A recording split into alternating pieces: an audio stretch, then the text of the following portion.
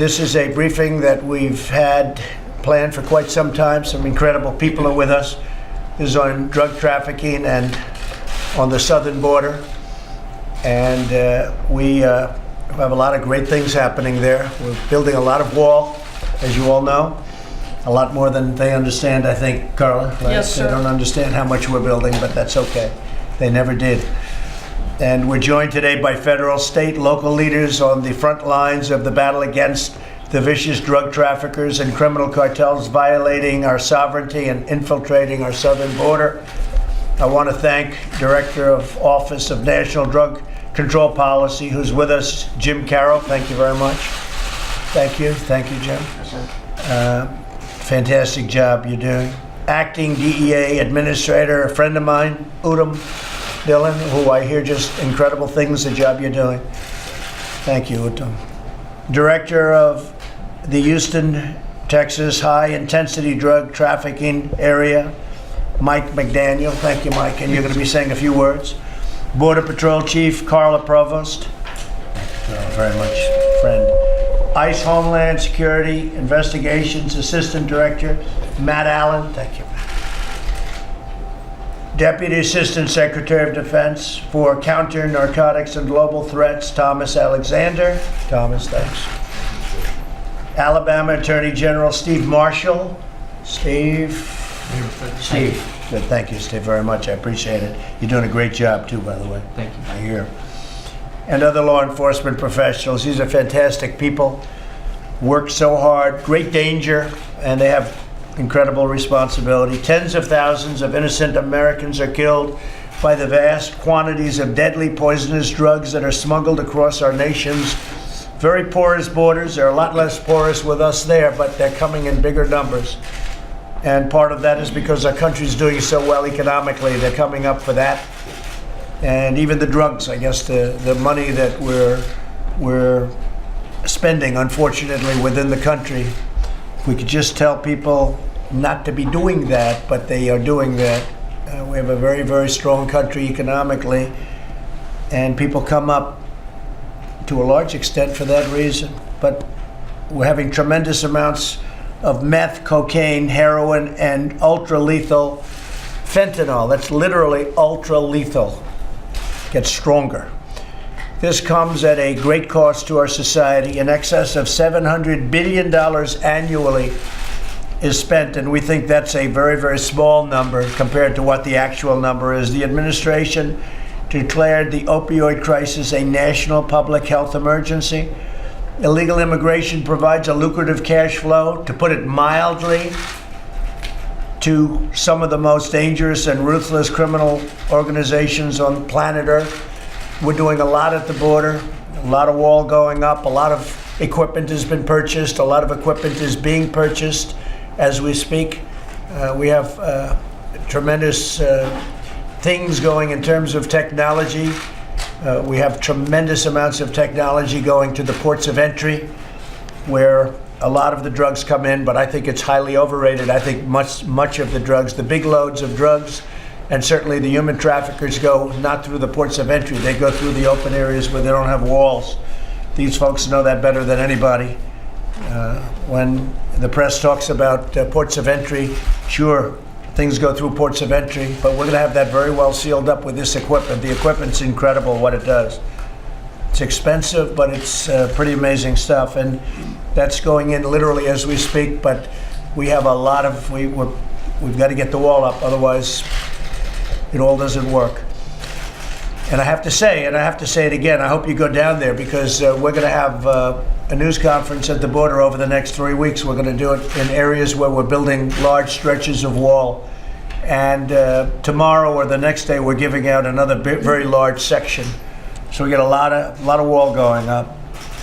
The massive surging flow of illegal immigration, trafficking, drugs, and crime threaten the safety and security of all Americans.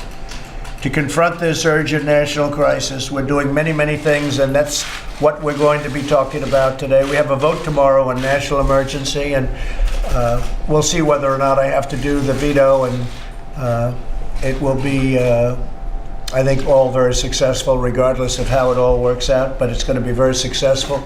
A lot of money is being spent right now. We have access to a lot of money, and more money is coming in, and people are starting to see it. Even certain of the other side are starting to see the level of importance and the importance of having this wall. I call it a wall. Some people are liking to call it a barrier, and some people are even calling it slats. But it's a wall, and it's a strong wall. It's a powerful wall.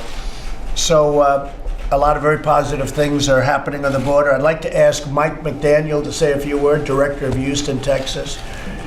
The whole job that you and your folks have been doing has been incredible.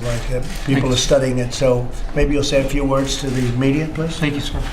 I'm honored to be here today to report on the important work being done by the 21,000 state, local, federal, and tribal law enforcement officers participating in the HIDTA program across the country.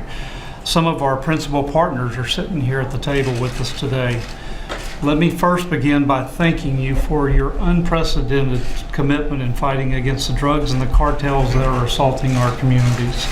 Thank you for the support and respect you've restored to law enforcement in this country, and I mean that from the bottom of my heart. Thank you. Your appointment of Director Jim Carroll has been significant for us in the HIDTA program, and we thank you for that. And also for you signing the reauthorization of ONDCP with the Opioid Act that you signed. So thank you very much. Thanks. We all see the charts, and everyone in the table is familiar with seeing 72,000 in 2017 died of drug overdoses, and it sometimes, I believe, the general public doesn't realize the magnitude of what that really represents. And matter of fact, I was at a rodeo event in Houston this weekend, and the announcer said there's 72,000 in attendance of this thing, and I looked around the stadium, and you talking about giving it a whole new perspective of how big of a crisis this is in our country. Just take a look at the next time you're at a major sporting event. Good way of explaining it, too. Yes, sir. It's a stadium full of people. Yes, sir. Now is not the time for business as usual in addressing this epidemic. Now is the time for us to develop and implement new and innovative strategies to address this country's drug addiction issues. The fact that we cannot arrest our way out of this problem is well recognized by law enforcement. But law enforcement is a part of the solution, and the emerging partnerships between public health and public safety have never been more important. And HIDTA is the perfect platform, and the DFC, the drug-free communities, is a perfect platform to work along side by side with our treatment and prevention partners. As a point of reference, I've been involved in drug law enforcement for 36 years as a police officer with the City of Houston, 24 years with the Drug Enforcement Administration, and I retired to get the job that I'm blessed with having now as the Houston HIDTA Director. But today I come representing the other 32 HIDTA directors across the country, and thanks to this administration, the HIDTA program is now in 50 states with the inclusion of Alaska, and we're very proud of that. And the HIDTA program is in 33 critical regions to include our 5 southwest border HIDTAs. We just recently in Arizona had a seizure of 29,000 counterfeit OxyContin fentanyl tablets that actually had contained fentanyl, and it was an Arizona HIDTA task force that seized these, and they seized them up in Phoenix, Arizona. The scary thing about that is those drugs actually went through our southwestern border primarily through backpackers that are moving them up into the communities of our nation. And as a matter of fact, the Arizona HIDTA just last week had to issue an alert about teenagers overdosing on counterfeit OxyContin pills. So how many of those pills are actually making our community is really the scary thing to focus on.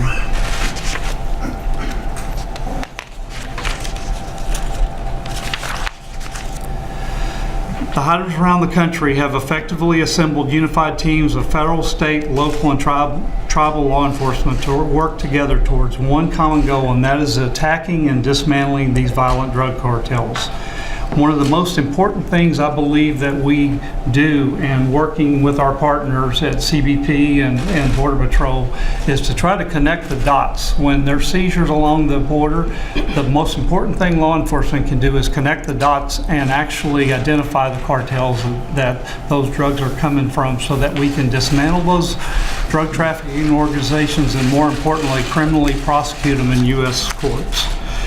Recently, a lot of you in the media have noticed there was a 254-pound fentanyl seizure by CBP in Nogales, Arizona.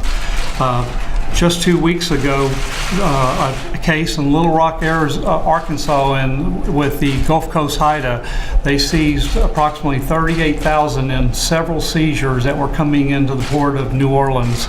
And a good case, and sir, I can assure you that the women and men of law enforcement across this country are trying to connect those dots so that we can do our job of dismantling those cartels. There's another alarming trend that really bothers me, and that we're seeing juveniles actually transporting fentanyl, especially in the San Diego area. And if you can imagine, us in law enforcement, you'll see law enforcement wearing suits and everything else to prevent any contact, but the cartels are strapping these drugs many times on these juveniles and sending them across the border, telling them that it's actually methamphetamine or coke, and they have no regard for human life. The cartels and transnational gangs targeted by law enforcement are predators that only exist to make money and harm our communities. My prior experience with DEA has allowed me to see the inner workings of these cartels on a first-hand basis. I do not see the difference of these cartels in many of the designated terroristic organizations also seeking the destruction of our country. What keeps me up at night is not the vast amount of drugs being seized, but the vast amount of drugs coming into our country not being seized. Our hearts grieve for the loss of so many lives and for the family members that have lost so many of their sons and daughters. Thank you, sir, for your support on this important issue. Thank you, Mike. I really appreciate it. Great job that you're doing.